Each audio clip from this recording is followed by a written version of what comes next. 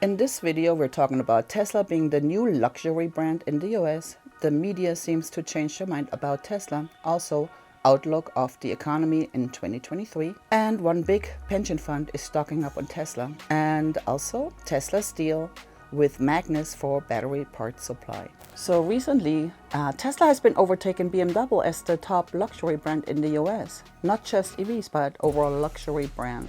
So Tesla registrations were 484,000 versus BMW at 327,000 vehicles. Well, speaking of Tesla, a bit of good news here from Musk, his EV maker overtaking BMW as a top luxury car brand in the US. Certainly a significant shift, and really it shows the popularity of Tesla at this point. Yeah, not just EVs, but overall top luxury brand there. We're looking at Experian data of registrations last year. The reason why we got to use registration data is because Tesla doesn't break out their sales by region. So we're seeing there Tesla 484,000 registrations versus BMW 327,000. So pretty big disparity there. It's kind of it is a big deal for Tesla to do this. Other automakers sell a fraction of their cars are EVs, whereas Tesla's all EVs. So interesting there. But don't feel bad. Industry investors have been stocking up on Tesla shares over the past month, buying the dip throughout 2022 and this year. According to Cathie Wood, this is an opportunity of a lifetime.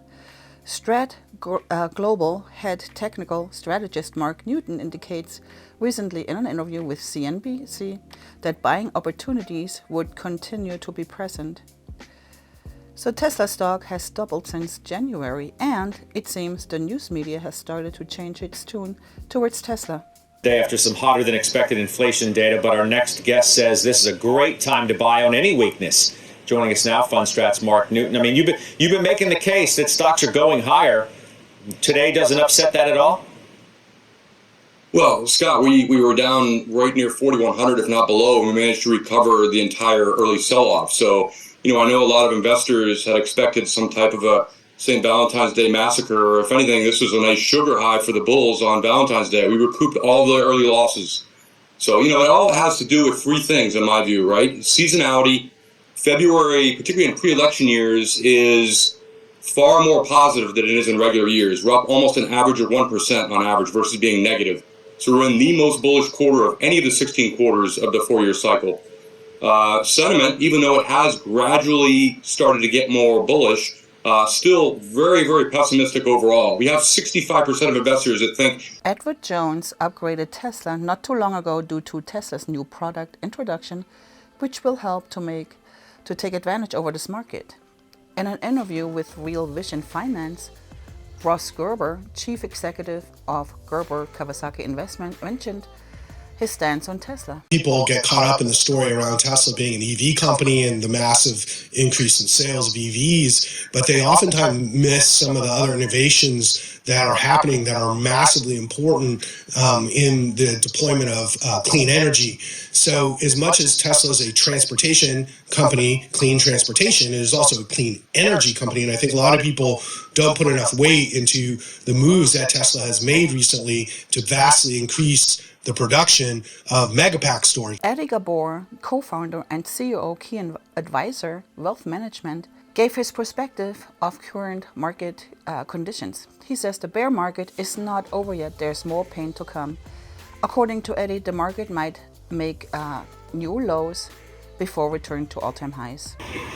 So we've stayed pretty pat with our position that we are not done with this bear market yet. We do think we're going to hit new lows before we get new highs. And it's really just a function of the economic cycle. I think you have to, if you take a step back and really look at things prudently here, in our humble opinion, earnings are probably going to get worse, not better, because inflation is sticky. It's going to stay sticky. And that means the consumer is going to get weaker and weaker and weaker, in our opinion.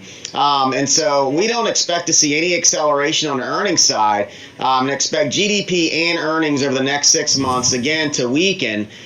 Because, look, I mean, you have to fact check me on this, but I don't think there's ever been a time period in history where a bear market has ended while the Fed is in a tightening cycle. And they're going to raise rates 2, maybe 3, maybe 4 times. Who knows? Let's see what this inflation data continues to do. And one of the largest pension funds in the US has significantly increased their investments in Tesla. The California State Teachers Retirement System tripled its stake in Tesla. The investment portfolio was valued at $311.5 billion as of January 31st.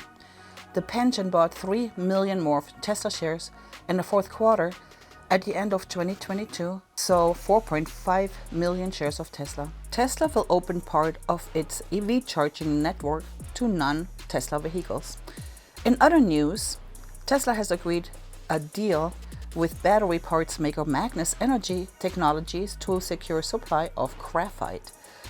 Battery materials have become a hot sector for investors. On Monday, Tesla entered into an agreement with Magnis Energy Technologies. This agreement stands for a minimum of 3 years. Tesla closed 5.25% lower on Tuesday due to Tesla holding plans to manufacture batteries in Brandenburg, Germany, but will instead implement some production steps in the United States because of tax incentives. And also, Dutch Data Protection Authority, or DPA, has decided on Wednesday not to fine or impose any sanctions on Tesla Inc. The DPA conducted an investigation into the Sentry mode of Tesla vehicles, which employs 4 external cameras to protect vehicles against theft and vandalism. The investigation stated that it is not Tesla but vehicle owners who are legally responsible for the images that their cars record. Tesla also just announced the location for its global engineering HQ in California, which is Palo Alto. So I hope you liked this video. If you did, please give me a thumbs up and subscribe to this channel, and I will see you next time. Goodbye.